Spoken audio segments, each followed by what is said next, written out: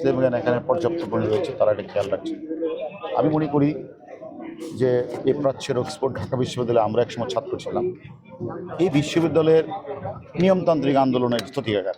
এখানে কেউ যদি আন্দোলনের নামে কেউ যদি দেশের পরিবেশ নষ্ট করতে চায়, বিশ্ববিদ্যালয়ের পরিবেশ নষ্ট করতে চায়, তারা প্রভুষ্টের বাংলোতে হামলা করে, প্রভুষ্টকে জিম্মি করে, তারা বিভিন্ন গাড়িতে আগুন লাগায়, রেলপথে স্লিপার, মেট্রো রেল এগুলি বন্ধ করে দেওয়ার চেষ্টা করে। সেক্ষেত্রে আসলে আমাদের আইন শৃঙ্খলার বাহিনী আর যৌক্তিক আর কী থাকে? তারা মানে এইখানে তারা যদি এই এই এই সরকারকে মানে অস্থিতিশীল করার জন্য, দেশকে অস্থিতিশীল করার জন্য তারা যদি মানে অর্থ বিনিয়োগ করে, তারা যদি লাঠি সরবরাহ করে, খিচুড়ি সাপ্লাই করে, তারা পানি সরবরাহ করে, যেখানে অরাজকতা সৃষ্টি করার মানসিকতা নেই, তাহলে আমরা আইন শৃঙ্খলা বাহিনী, আমাদের ডিবির টিম, আমরা তো চুপচাপ বসে থাকতে পারি।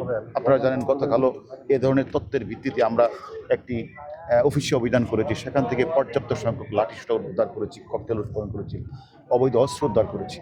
আমরা মনে করি এরকম যদি কেউ আরও যারা এই কাজটা করছেন, অলরেডি একটি মামলা রুজু হয়েছে এবং আরও অসংখ্য লোকের নাম আমরা পেয়েছি এবং প্রত্যেকেরই নাম নাম্বার আমাদের ডিবির জালে রয়েছে। আমরা আমাদের যে অভিযান অব্যাহত আছে, আমি মনে করি ঢাকা বিশ্ববিদ্যালয়কে অশান্ত করে, অস্থিতিশীল করে কেউ যদি ঘোলা পানিতে মাছ শিকার করতে চায়, আমরা মনে করি আমাদের পুলিশ বাহিনী আমরা তাদেরকে ছাড় দেব। এবং আমরা জানি বিশ্ববিদ্যালয় কর্তৃপক্ষ একটা নির্দেশনা জারি করেছেন যে হল আজকে রাত থেকে বন্ধ হয়ে যাবে। এখন বিশ্ববিদ্যালয় কর্তৃপক্ষের আদেশ অমান্য করে কেউ যদি হল থেকে না যেয়ে তারা যদি পুলিশের প্রতি ককটেল বিস্ফোরণ করে, আমি মনে করি তারা যদি হল কর্তৃপক্ষ যদি হলের আদেশ তারা যদি ছাত্ররা না মানে, বিশ্ববিদ্যালয় কর্তৃপক্ষের আদেশ না মানে, আর বিশ্ববিদ্যালয় কর্তৃপক্ষ যদি আমাদের পুলিশকে যদি তারা অনুমতি প্রদান করে হল খালি করা, সেক্ষেত্রে আমাদের পুলিশ তো বিশ্ববিদ্যালয়ের যে আদেশ, কর্তৃপক্ষের যে আদেশ, সেটা আমরা অবশ্যই পালন করব। এক্ষেত্রে কেউ যদি হলে জোর করে থাকতে চায়, সেটা হয়ে যাবে মানে এটাকে বলা হয় যে তারা তো তাহলে জোর করে অবৈধভাবে থাকতে চায়, আমরা তাদের বিরুদ্ধে ছাড়ব। আচ্ছা, একটি বিষয় যে আপনি বললেন যে কেউ কেউ ইন্ধন দিচ্ছে, এই ইন্ধনদাতারা কারা? আপনারা কোনো সুনির্দিষ্টভাবে তাদের পরিচয় পেয়েছেন কিনা? রাজনৈতিক আমরা অনেককেই গ্রেপ্তার করেছি, তারা আমাদের অনেকের নামই বলেছে, যার প্রেক্ষিতে একটি মামলা পল্টন থানায় রুজু হয়েছে। অনেকের নাম্বার আমরা পেয়েছি, সেগুলো আমাদের ডিবির জালে রয়েছে, ডিবি সেটা তদন্ত করছে, তাদের গ্রেপ্তারের প্রচেষ্টা চালাচ্ছে।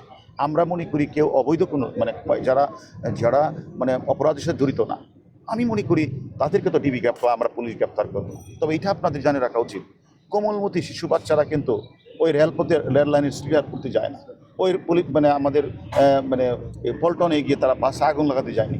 এটা কারা লাগিয়েছে সেটা সব নাম্বার আমরা পেয়েছি।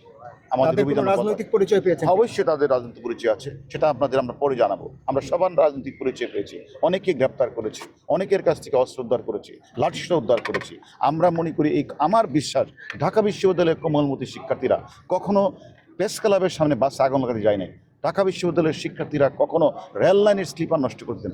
তাদের ঘাড়ে ভর করে একটি চক্র বারবারই এদেশে অস্থিতি সৃষ্টি করার চেষ্টা করেছে, আমরা বারবার তাদের অপচেষ্টাকে ব্যর্থ করে দিয়েছি।